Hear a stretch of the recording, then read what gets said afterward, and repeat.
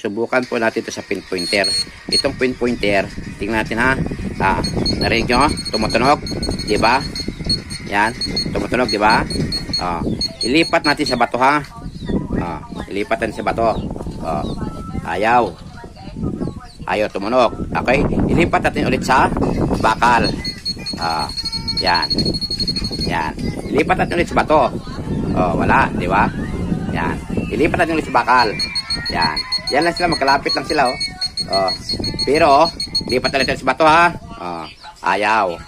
Ayaw, diba? Ayaw. Kaya, yan ang palatin kung anong siya klase. Ngayon, patayin natin to. Subukan natin sa magnet. Ito, ayaw tumikit. Diba? Yan o. Ayaw tumikit.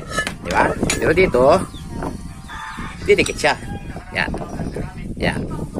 Didikit siya. Yan. Yan. Yan, ha? Ito, saka. Yan. Ito sigurado. Hindi siya, yan. Dito, ha? Diba? Yan. Yan. Yan. Kita nyo? Yan. Yan, ha? Yan. Balik natin.